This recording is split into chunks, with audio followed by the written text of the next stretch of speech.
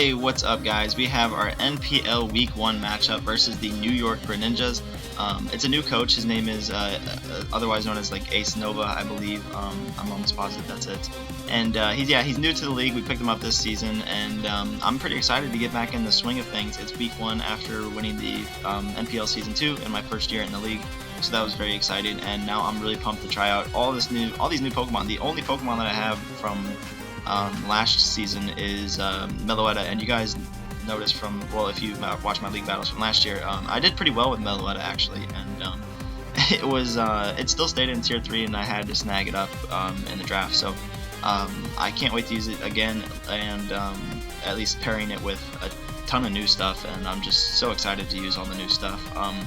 I'll just get right into it, the team building that is, and just tell you his team. So the New York Greninjas, they drafted Mega-Venusaur, Infernape, Raikou, Zygarde 10%, which is his Z-Movemon, Gliscor, Gardevoir, Quagsire, Registeel, Abomasnow, Zoroark, and Armaldo. So the very first thing I thought of whenever I looked at his team is that my Mega-Aerodactyl just puts in so much work versus his team. I have the coverage and I have the speed to really put in like a lot of work, honestly, and I'm not just saying that because I think Mega-Aerodactyl is good. That's my unbiased opinion, because Mega-Aerodactyl can obviously do some damage to his team. So looking at the rest of his team, I looked at there's a pretty good ice weakness with the Zygarde 10% and the Gliscor. Obviously Mega-Venusaur is neutral to ice because of thick fats.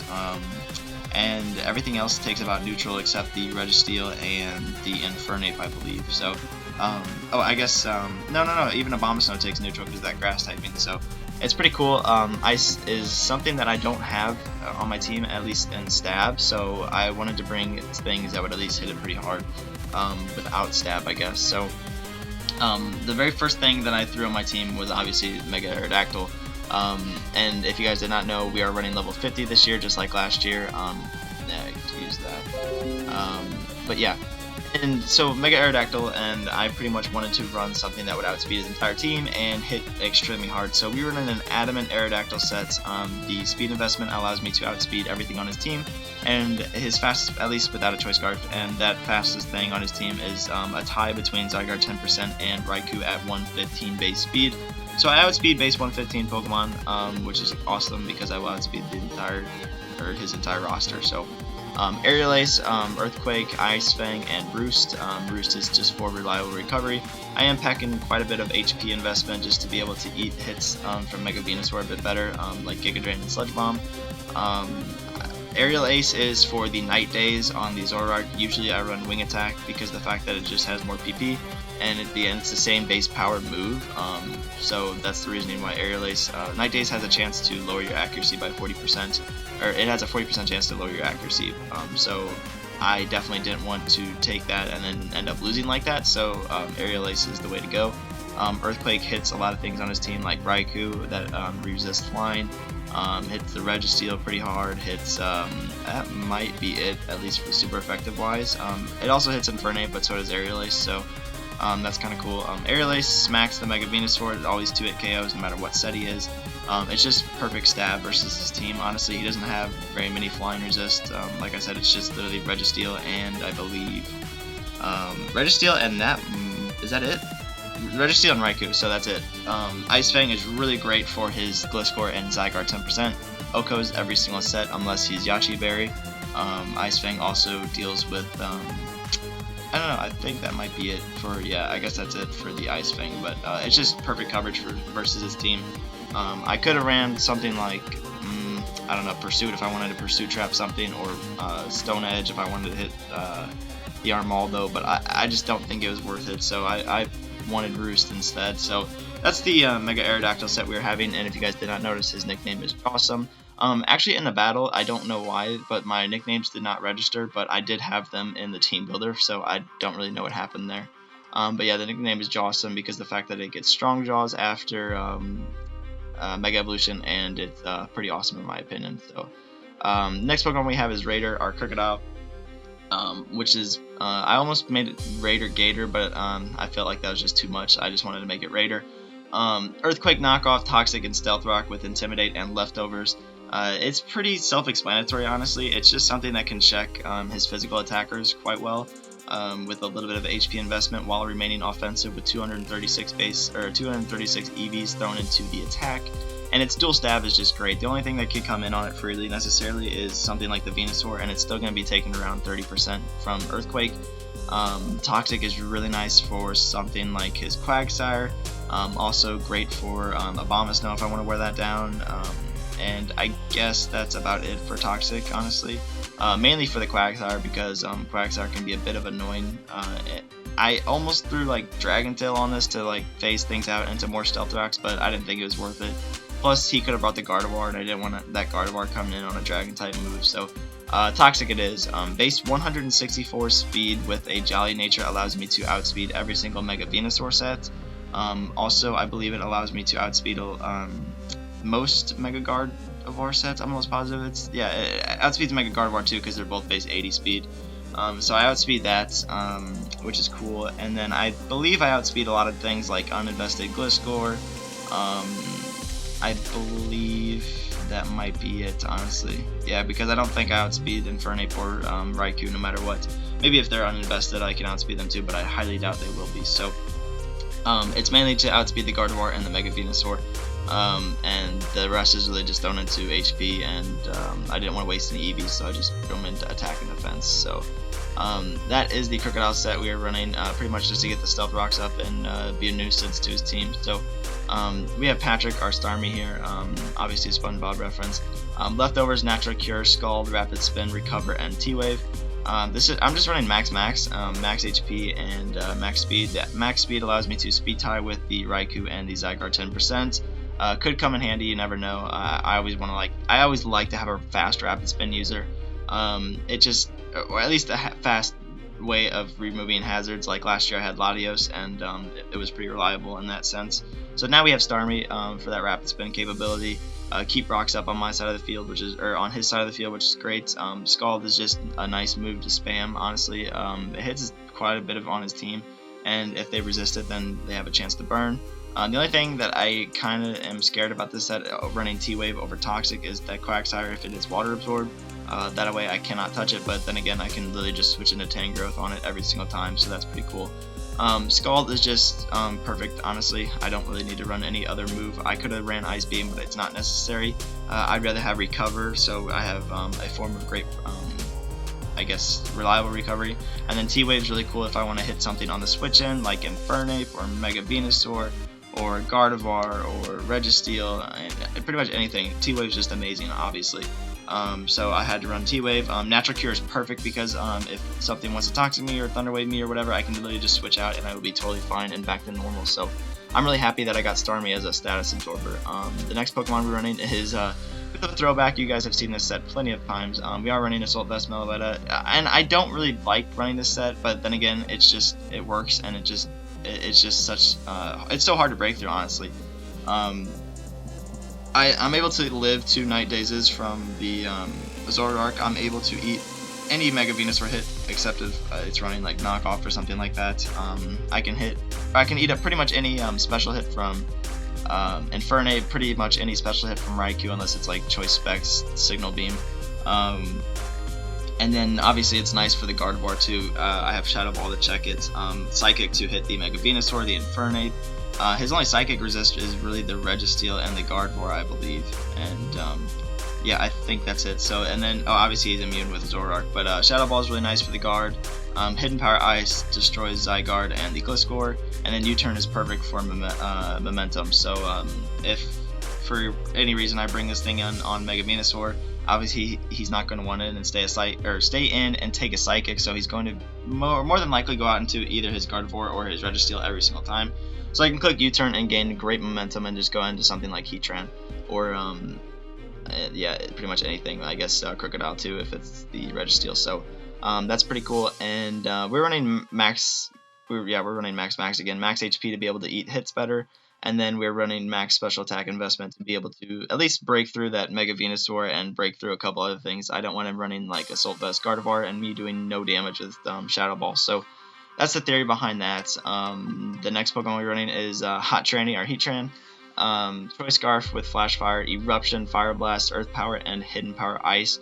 No Flash Cannon. I was really debating Flash Cannon for something like the Gardevoir and obviously the Armaldo too. But I thought Earth Power would be a little bit more beneficial in case I needed to hit the Infernape, the Raikou, or something along the lines of that. Even the Registeel, like if it's kind of like a 50-50 move. So Earth Power just, I guess I just chose Earth Power over it, honestly. Eruption is really nice because of the fact that if I keep this thing at 100 base HP, or at least 100% of my HP, I will have 150 base power fire type move coming at him with a modest nature and max special attack investment. So I do outspeed everything on his team with my Toy Scarf, even with the modest nature, so that's awesome. HP Ice is really nice for Gliscor and Zygarde, obviously, and then pretty much Eruption almost 2-hit KOs, if not 2-hit KOs, everything on his team, barring like an Assault Vest, Infernape, or something along the lines of that. But like Raikou will just straight up die after Stealth Rocks. Mega-Venusaur doesn't take 2 unless it's max especially defensive.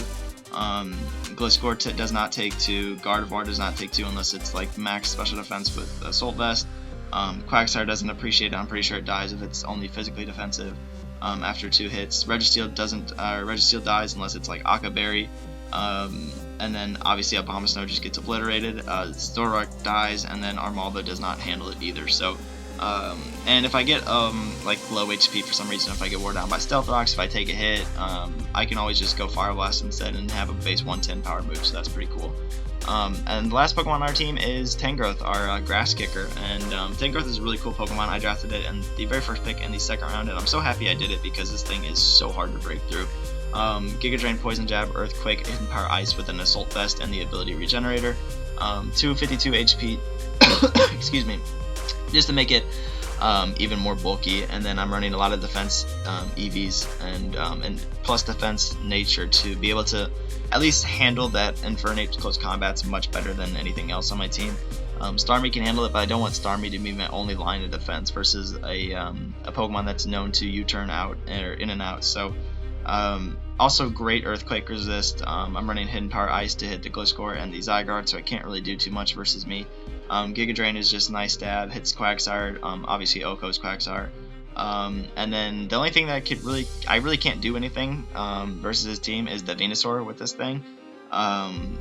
Because of the fact that Earthquake is probably my strongest move versus it, and it's going to be doing like around 20%. So, and obviously it can just synthesize that up or Sludge Bomb me. So I got to be aware of that. But everything else is pretty nice. Poison Jab over Sludge Bomb to hit the Gardevoir pretty hard.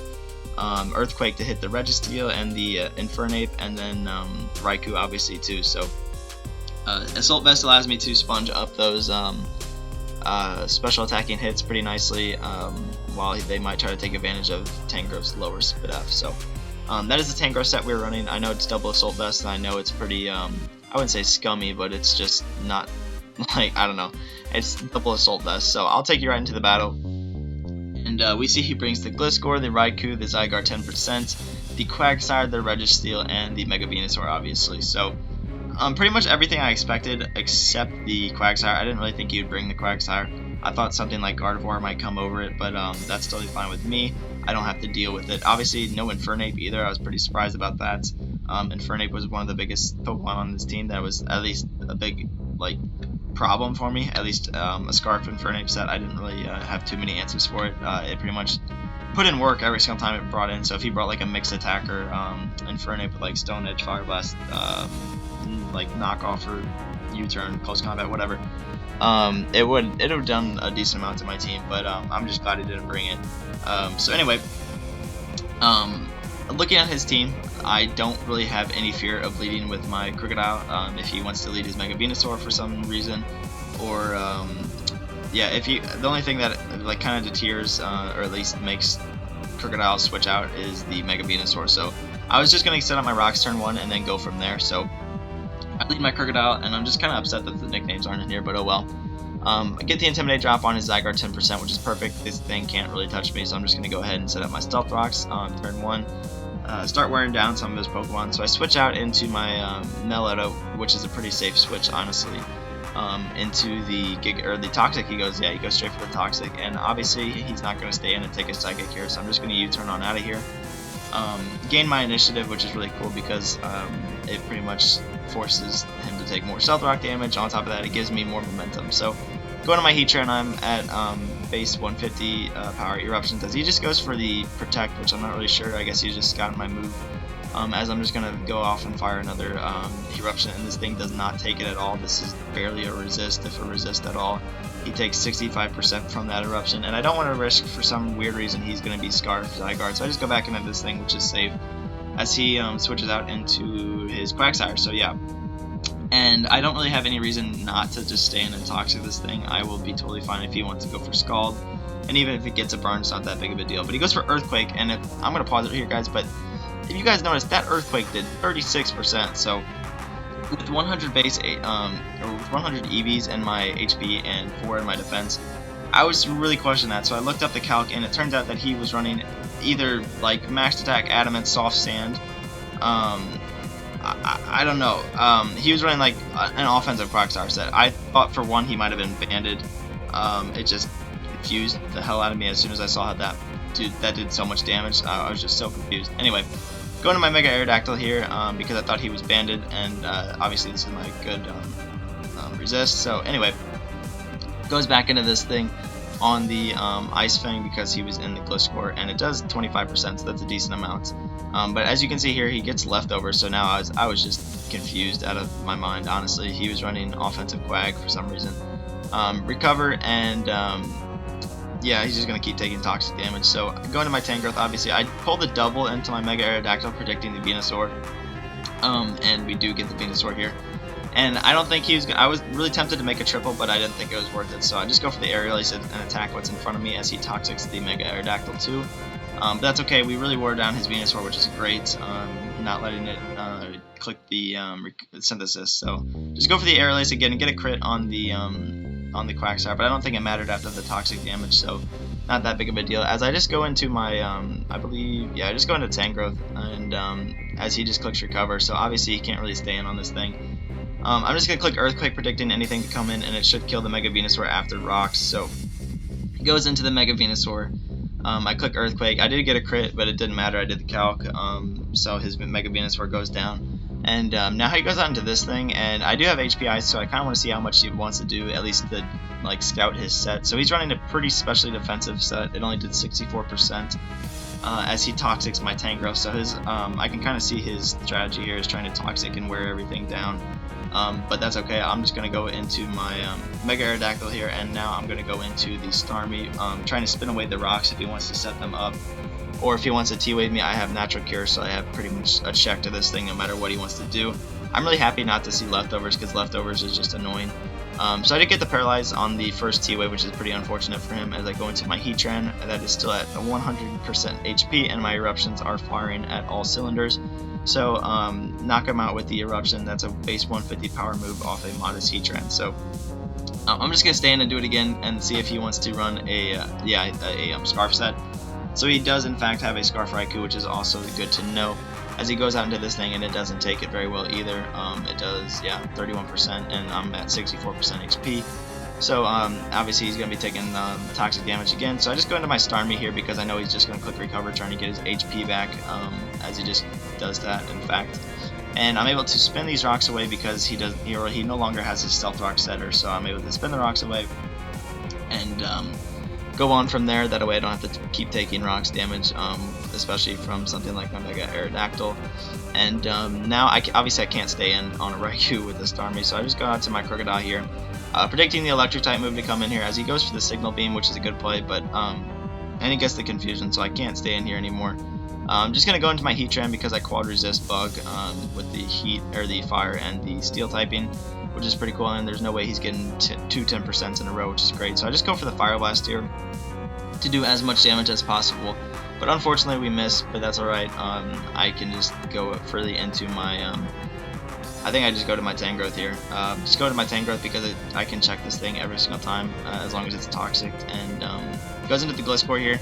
And I made a play. I thought he would lose his ground typings, or his flying typing, so I go for the Giga Drain here, thinking I would do much more damage, but it actually does like the same, if not a little bit less than HP Ice.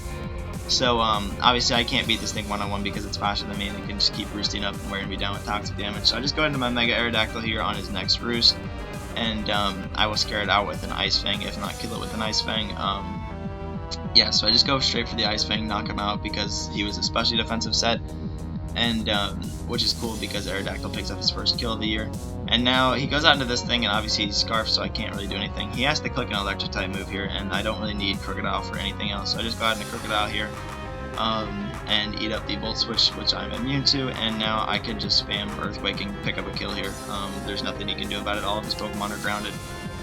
This thing is toxic, so it's definitely not taking 2 EQs, so it does 37% the first time, and then obviously after toxic damage I will be knocking it out with the next Earthquake. So down goes the Quagsire, and we're looking at a pretty good situation here. It's 6-2. I wanted to go for a 6-0, but I'm going to play safe over anything, so I didn't want this thing setting up just in case it was some weird set. So I just go straight for the Earthquake again as he goes for the 1,000 arrows and knocks me out, so I'll settle for the 5-0. If I can get it, as he goes for 1,000 arrows and it does literally 0 to 10 growth, and I just go for the Giga Drain and knock him out. Earthquake actually did not kill. It didn't kill if he had a decent amount of HP investment, so I didn't want to risk it. And then with my Assault Vest, I'm able to eat up the Signal Beam, so as long as he does not confuse me, I will be able to knock him out with the Earthquake, and that is GG. So for some reason I can't talk in the chat for Pokemon Showdown. Something is wrong, like somebody has the same IP address as me and it's not letting me chat or send any challenges, so I have to figure that out. That is why you don't see me saying GG back to him or good luck, have fun. I said it in our Discord chat, but yeah, it was a good battle, honestly. Sorry for introducing you to the league like this. But yeah, I'm looking forward to our rematch in week 12, like he said in our Discord chat. So that'll be great.